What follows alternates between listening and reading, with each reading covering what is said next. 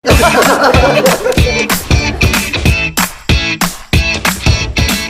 panlaban na ako sa pimple dahil sa araw-araw na pet malungwer pa ng Kati Alice.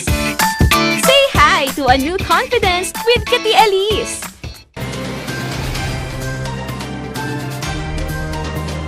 Narito na ang mga nagpapagang balita.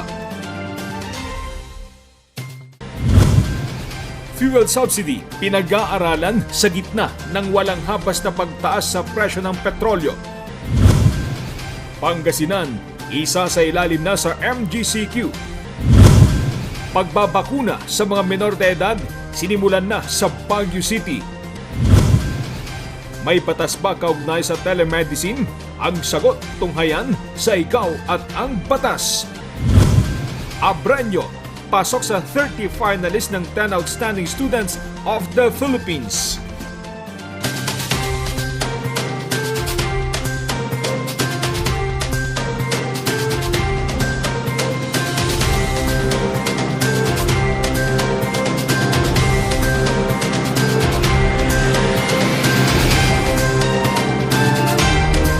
Live from the studio of RNG Luzon, this is Luzon Headlines.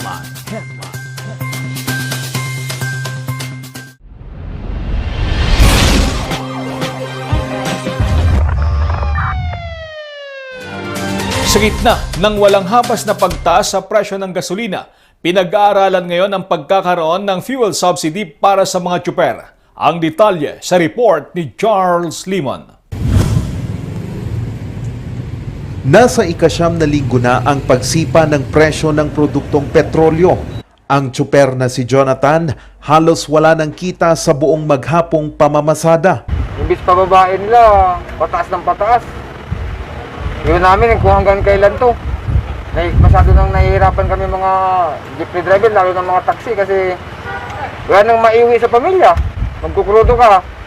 Wala na, umaabot ang krudo mo sa maghapon 1.5. Magkano lang maiuwi mo? Anya, maswerte na kung makapag-uwi siya ng 500 pisong kita. Nakakapag-uwi ka pa ng 500. Ngayon, hindi na. Maswerte na kung makapag-uwi ka ng 300. Kung dati nakakapag-crudo kami ng 800, ngayon, babawasan namin kahit 700. Yung 100 naman, pambili ng ulam. So, ilan na lang naiuwi niyo doon? Minsan, naiuwi na lang, 200. Oh. Kaya ang sibang hirap ng buhay talaga. Isa lang si Jonathan sa libu-libong mga tsuper na unti-unting pinapadapa ng walang habas na pagtaas ng presyo ng petrolyo. Kaya hirit ng mga tsuper sa LTFRB magkaroon ng dagdag singil sa pamasahe. Pero ayon sa LTFRB, maliban sa dagdag pamasahe, may ibang paraan ang ahensya para matulungan ang mga driver. May mga nagpasa na, like for example, yung pasang Mazda ni Ka-Obet, nagpasa na po sila ng kanilang application for yung fare hike, no. Pero ang sa ahensya po at sa departamento po natin, marami pong tinatawag natin na basket of solutions, no. Kagaya po ng ngayon, no, na yung 1 billion na fuel subsidy po para sa ating mga yung mga qualified po na mga public utility na mga drivers, particularly po sa ating mga PUJs po. Yan din po. At saka yung may mga iba pang mga ayuda, mga livelihood programs po ang ating LTFRB na hindi po necessary na dun sa fare increase po na solution. Ang nakikitang solusyon ay ang fuel subsidy sa mga tsuper. Kaya nga po yung DDBM nagpalabas po ng 1 billion, no, na fuel subsidy para sa ating mga public utility vehicle drivers. Ang pamamaraan po nito, yung ating dati na po na PPP, no, yung pantawid pasada na fuel cards po natin, yun yung magiging gagamitin natin na kung saan yung pondo para sa kanila ay doon po ihuhulog at doon din nila yung card na yon ay magagamit nila doon sa mga gasolinahan po na pagbibilhan nila nung kanilang fuel po. hindi natin masabi kung ano kasi di pa namin nakikita kung ano yung talagang kung maganda bang idudulot nun. Umaaray na rin ang mga mangingisda at mga magsasaka sa pagtaas ng presyo ng petrolyo. Mayroon kaming ugnayan sa Department of Energy. Sumulat po kami na kung pwede may discount ang mga farmers o yung mga pumupunta sa laot ng mga mangingisda ay sana mabigyan ng discount. Yun po ang isang, we are working with DOE. I hope that will be considered. Yun lang po ang kaya po natin na isa na sa gawa in relation to all price increase. Sa ngayon, tumaas pa ng 1 peso at 15 centavo kada litro ang presyo ng gasolina habang 45 centavo naman ang itinaas sa diesel. 55 centavo din ang itinaas ng kerosene. Sa Baguio City, papalo na sa 53 pesos at 80 centavo kada litro ng diesel habang ang gasolina naman ay sumampa na sa 68 pesos at 20 centavo kada litro. Plano namang ipanukala ni Congressman Mark Go na pansamantalang ibaba sa 50% ang excise tax sa produktong petrolyo sa halip na 100% na nakasaad sa train law. Nagsimulang tumaas ang presyo ng petrolyo mula noong katapusan ng Agosto dahil na din sa pagtaas ng demand sa liquefied natural gas sa pandaigdigang merkado. Charles Nicolimon para sa Luzon Headlines. Aprobado na ng sangguniang panlungsod ang supplemental budget para maalalayan ang mga nasalanta ng Bagyong Maring sa lungsod ng Candon. Magbabalita, Nico Valdez. Inaprobahan ng Sangguniang Panlungsod ng Candon City ang Supplemental Appropriation number 7 na may halagang 39.4 million pesos. Ito ay assistance para sa mga nasalanta ng Bagyong Maring at para sa COVID-19 response. Naaprobaran maten DJ na alokar nga pondo nga may ted nga assistance para kadagiti naapektaran iti daytoy Typhoon Maring. Ken na dumaduma pay nga kasapulan apo iti syudad tayo. Ada apo ti amount na nga 39,409,000 dajay. Kat daytoy nga pondo 26 million apo iti daytoy kat may ted kadagiti agkasapulan nga kailyan tayo nga naapektaran iti daytoy napalabas nga didigra. Adda iti may ted para kadagiti manalon ken mangalap nga financial assistance pati apo dagiti natayan iti apit wenno mula ken dagiti natayan apo iti tarakenda.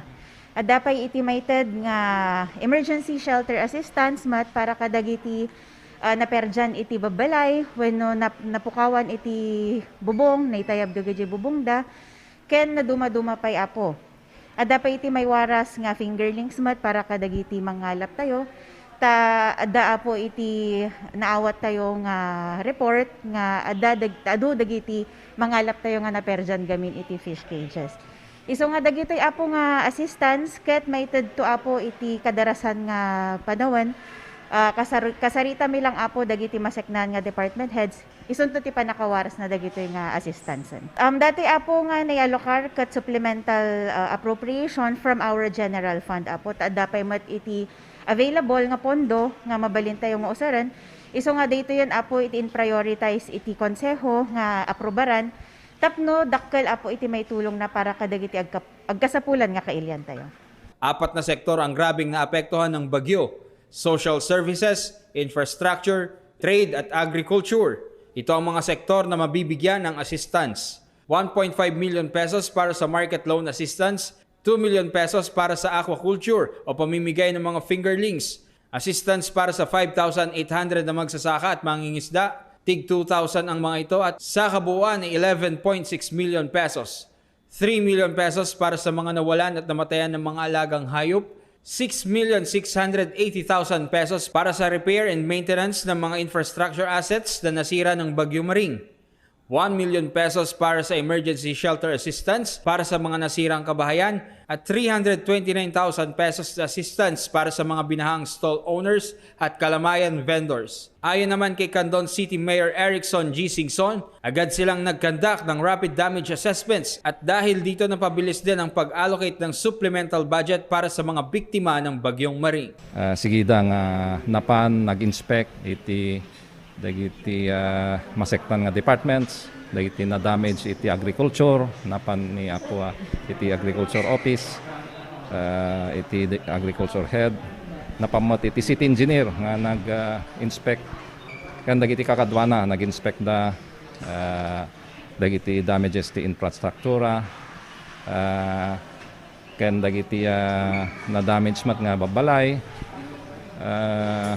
dagiti napektaran mat nga pampamilya, napamot nag-inspect, nag-interview iti DSWD tayo, CSWDO, ken dadumapay nga maseknan pati iti City Health Office ket napandamat kinitkita dagiti naipan iti evacuation centers.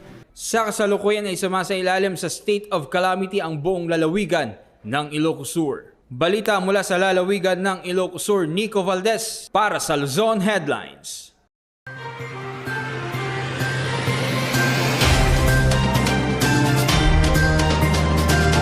Samantala, mula sa unang araw ng Nobyembre, isasailalim na ang lalawigan ng Pangasinan sa Modified General Community Quarantine. Magbabalita, Christine May Terrado. Patuloy ang pagbaba ng mga aktibong kaso ng COVID-19 sa lalawigan ng Pangasinan. Mula sa 4,844 na bilang ng aktibong kaso ng COVID-19 noong September 12, ngayon nasa 1,046 na. Bumaba na rin ang daily average case ng mga naitatalang COVID-19 positive sa lalawigan. Wala na rin sa critical level ang mga government hospitals sa Pangasinan. Dahil ito sa mataas na recovery rate at pagbaba naman ng mga bilang ng mga nako-confine. Nabawasan na rin ang bilang ng mga bayan na nasa critical zone.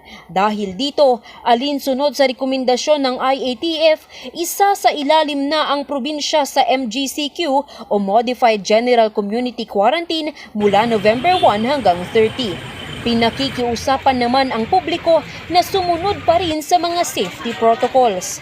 Kamakailan lang hiniling ng pamahalaang panlalawigan ng Pangasinan ang pagsasailalim ng probinsya sa mas maluwag na quarantine classification upang maumpisahan na ang pagbangon ng ekonomiya ng lalawigan nang hindi nakukompromiso ang kaligtasan ng mga Pangasinense. Kabilang sa mga lugar na isasailalim din sa MGCQ ang La Union at Ilocos Norte, samantalang nasa GCQ naman ang Dagupan City at lalawigan ng Ilocos Sur. Christine May Tirado para sa Luzon Headlines. Sa iba pang balita, sinimulan na ang pagbabakuna sa mga menor de edad sa lungsod ng Baguio. Ang detalye sa report ni Charles Limon.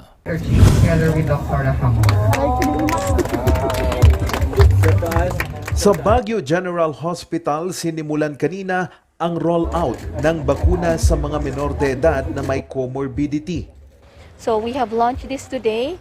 We are only targeting 120 vaccinees today with comorbidities. Baguio General Hospital as well as SLU will be our vaccination sites, hospital-based. Next week, we will be giving vaccinations also at the vaccination sites like SM, SLU, and UB. You just watch out for the schedule for this age group. Moderna at Pfizer lang ang papayagang maiturok sa mga menor de edad. Sa tansya ng pamalang lungsod, aabot sa 50,000 ang target population ng mga menor de edad na may comorbidity. Sapat daw ang supply para rito. Yes, we have enough vaccines from the national as well as yung LGU procured.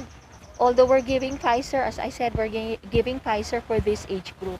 Yes, we have enough vaccine. Malaki ang posibilidad na makatulong ito sa panunumbalik ng face-to-face classes sa lungsod. This is just one of the requirement kasi talaga. So, this is one big step for us to have open up our schools for our children for a face-to-face school opening. So this is just among the requirement kasi. So this is one big step for that. Sa pagbabakuna ng mga nasa menor de edad na A3, kailangan pa ring mag-register sa bakuna.baguio.gov.ph at antayin ang schedule na ilalabas ng City Health Services Office para sa vaccination. Samantala, inaantay pa ang anunsyo tungkol sa rollout ng booster shot.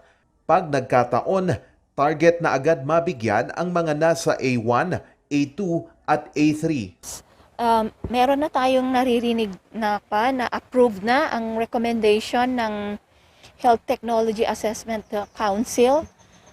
Rinecommend nila sa Secretary of Health, and we heard that the Secretary of Health approved this recommendation of giving booster shots among health workers and seniors. So far, yan pala ang sinabi, that will be the last quarter of the year, yung mga health workers and seniors next year, and I think the others will follow. Sumampa na sa 187,842 ang fully vaccinated sa lungsod, habang 245,435 ang mga nag-aantay ng second dose. Charles Nicolimon para sa Luzon Headlines.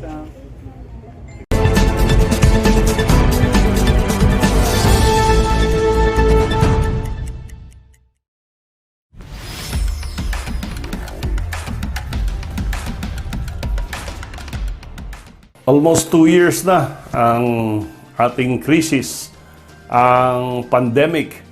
And usually we communicate each other through Zoom or the internet.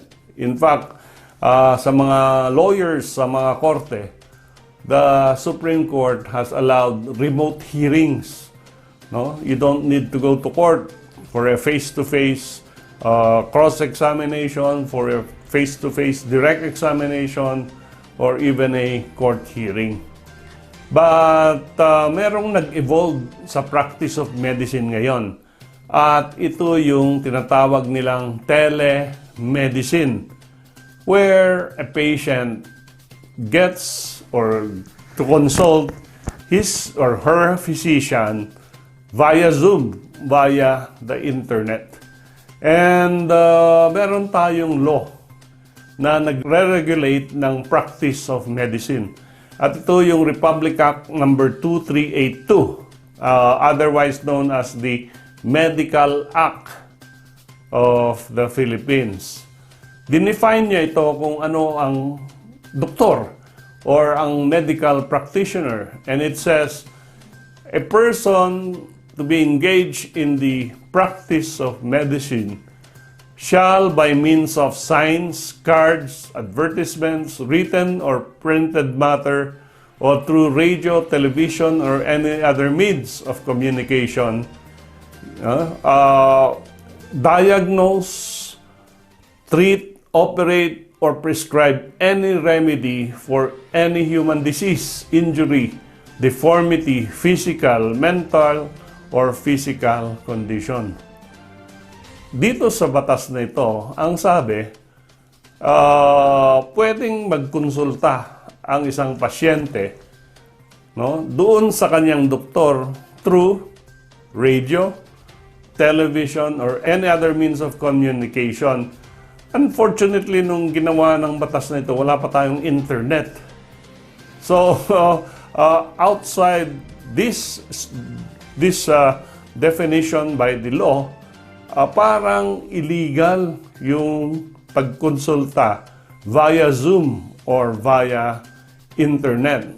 So, to correct itong sitwasyon na ito, ang Department of Health and the National Privacy Commission entered into a joint agreement, at ito yung number 0001-20, whereby the government recognized telemedicine as crucial in alleviating the surge and minimizing yung face-to-face risk between patient and doctor. So, In other words, itong joint memorandum na ito will tolerate in the meantime na wala pa tayong batas governing telemedicine via Zoom or via internet. Tinotolerate muna niya ang consultation through internet. However, ang sabi pa rin ng joint memorandum order na ito, dapat if it is critical, it is serious, and there is a need for face-to-face consultation, then these kinds of illnesses or diseases, dapat ma-encourage pa rin ang actual and face-to-face consultation between the doctor and patient. Siguro ang coverage ng joint circular na ito ay yun lang, mga minor na consultation between patient and doctors.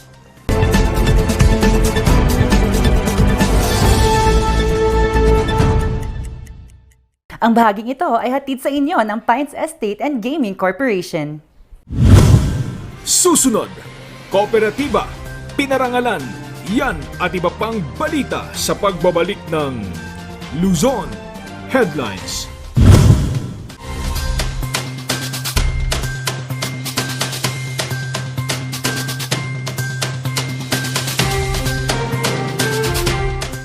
Only barbecue, only grill, only side dishes, only additional dishes with only charcoal barbecue. Indulge and choose from our 8 types of meat.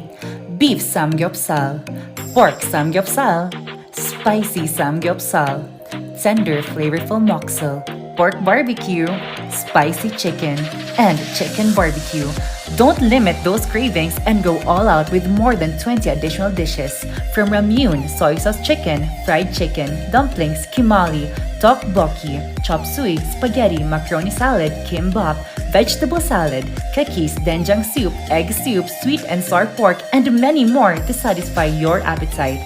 Top your foodie experience with unlimited side dishes to choose from with a variety of vegetables, finger foods, noodles, spices, and many more. Best experience with family and friends.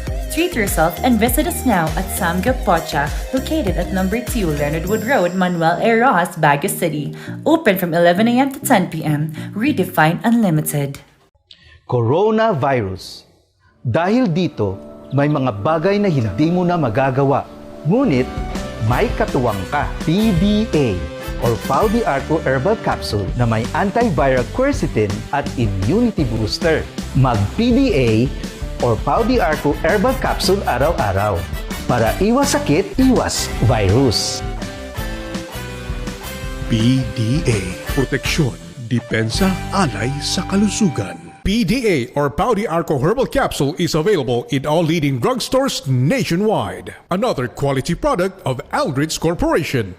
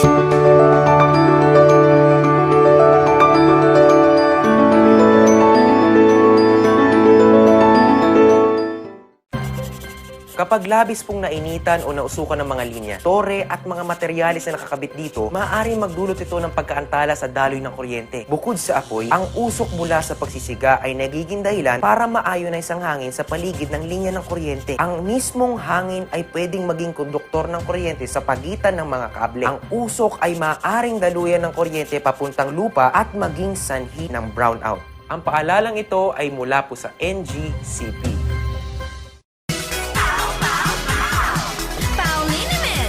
Masakit ba ang likod, ang kasu-kasuan?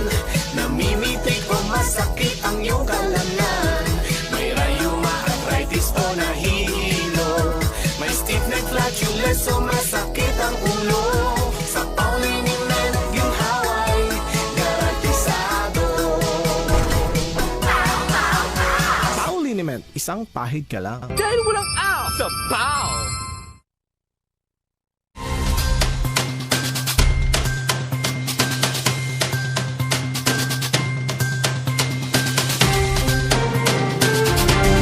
Binigyang pugay ang isang kooperatiba sa Sudipan, La Union. Kung bakit, alamin sa report ni Randy Guzman. Sa pagtatapos ng selebrasyon ng Cooperative Month, pinarangalan kahapon sa virtual culminating program and awarding ceremonies ang Old Central Multipurpose Cooperative ng Sudipan, La Union bilang Most Outstanding Cooperative. Bakit napili ang Old Central ay naging maganda ang pamamalakad. As we all know that running a cooperative, whether small or big, entails a lot of paperwork. Parang kwan din yan eh. Parang kumbaga negosyo na malalaki. So these cooperatives are being monitored and audited by the CDA at nagawa po nila ito and naging consistent sila. Isa sa mga naging best practices nila na nagbigay ng impact sa community ay nakipag-partner sila sa SSS upang maging payment remittance center at hindi na kailangan lumapit pa hindi na kailangan magpunta pa sa mga opisina ng SSS. Si All Central ay nasa Sudipen, which is about siguro nasa around 40 kilometers at medyo malayo pa yung barangay. So ayun, naging effective ito at naging best practices nila. Ayon pa kay Board Member Austria, Chairman ng Committee on Cooperatives, madami silang mga plano na makatutulong sa mga residente ng lalawigan, lalong-lalo na sa panahon ng pandemya.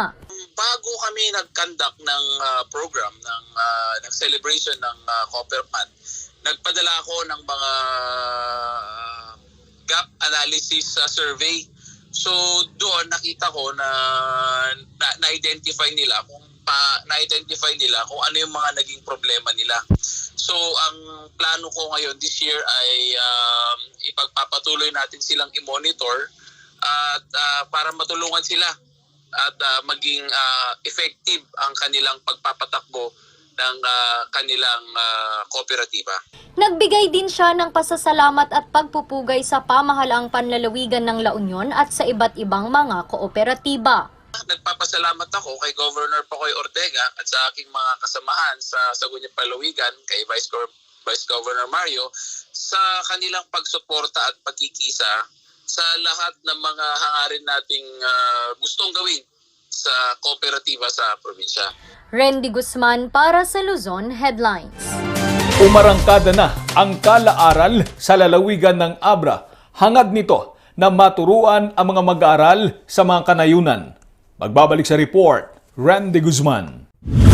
Hindi alintana ng mga guro ng Lagangilang Central School sa pangunguna ni Punong Guro Turi Cutubadeza Jr. ang init at pagod sa pagtuturo at paghahatid ng mga kagamitan sa mga mag-aaral ng Agwet. Lubhang naapektuhan ito sa nagdaang bagyong Maring. 4 na kupunan ng kalaaral o ang programang naglalayong mag-ikot at mamahagi ng kaalaman gamit ang sidecar ang umikot sa iba't ibang mga barangay. Namigay ang mga ito ng module, supplementary learning materials, mga aklat at toothbrush para sa mga bata. Nagsagawa din sila ng ilang pagtuturo patungkol sa mga aralin. Ipinangako ng mga nagsusulong ng kalaaral sa tulong ng Department of Education Abra ang patuloy na pagbibigay ng serbisyo upang matugunan ang pangangailangan ng mga mag-aaral sa gitna ng pandemya. Randy Guzman para sa Luzon Headlines. Susunod, Abreño pasok sa 30 finalists ng 10 Outstanding Students of the Philippines.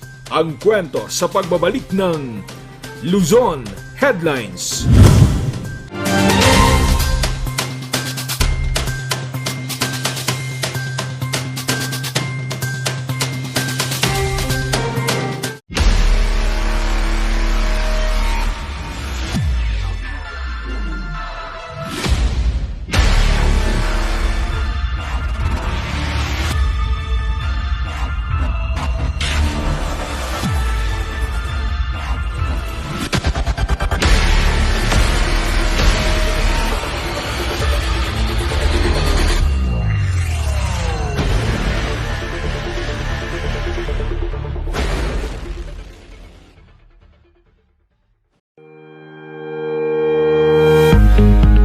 The Baguio Country Club, the first and only 5-star mountain resort in the Philippines, is fully equipped and ready to welcome you back.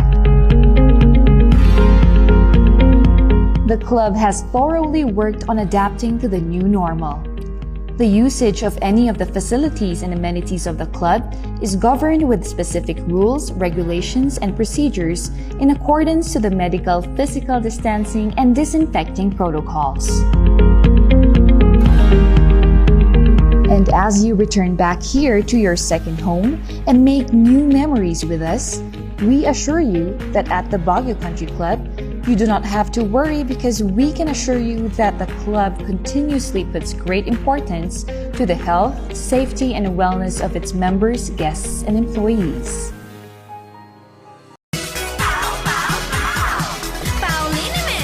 Masakit ba ang likod, ang kasu-kasuan? Namimitig o masakit ang iyong kalamnan? May rayuma, arthritis o nahihilo? May stiff neck, flatulence o masakit ang ulo? Sa Pauliniment, ginhaway, garantisado. Pauliniment, isang pahid ka lang. Dahil walang out sa PAO! The most beautiful design you will find ever. Great furnitures and better price. Made in Korea. Art and Furnitures. Visit us at San Luis Bugo, La Union or contact us at 0915-117-0111. Art and Furnitures.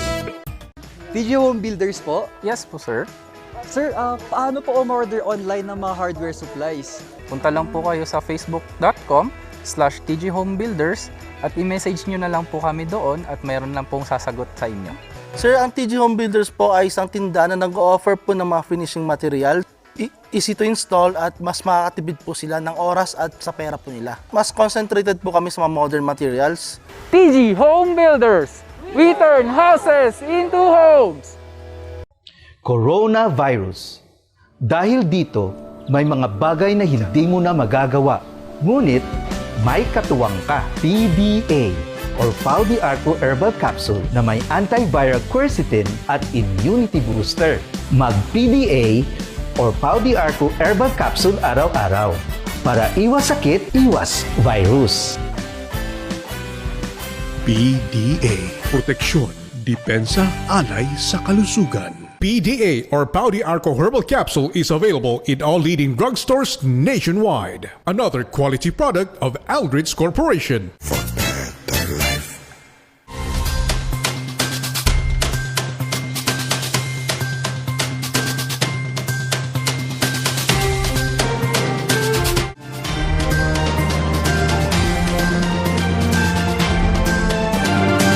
Pasok ang isang abrenyo sa 30 finalists ng 10 Outstanding Students of the Philippines. Magbabalita, Charmy Bosque. Angking talino at pagiging aktibo, yan ang mga nagpapatunay na magandang ehemplo ang isang lider hindi lamang sa loob ng paaralan kundi maging sa komunidad. Ito ang pinatunayan ni Von Amery Escobar, 23 anyos, dahil isa siya sa mga 30 finalist ng 10 Outstanding Students of the Philippines. Kinikilala nito ang mga estudyante dahil sa kanilang talento, talino at kontribusyon sa lipunan. Annual Awards and National Formation Program 10 Outstanding Students of the Philippines, tagiti students ti Philippines nga nag-perform not only academically but also in terms of leadership and social responsibility. So hindi lang yung mga nag-perform or nag-excel academically but also our involvement with the community and also with being a leader among our fellow youth. Yun po yung purpose ng 10 Outstanding Students of the Philippines. Si Von ay taga Zone 3 Bangged at nagtapos bilang kauna-unahang magna cum laude sa Abra State Institute of Science and Technology pagkatapos ng 30 taon at ngayon isa na siyang guro sa nasabing paaralan.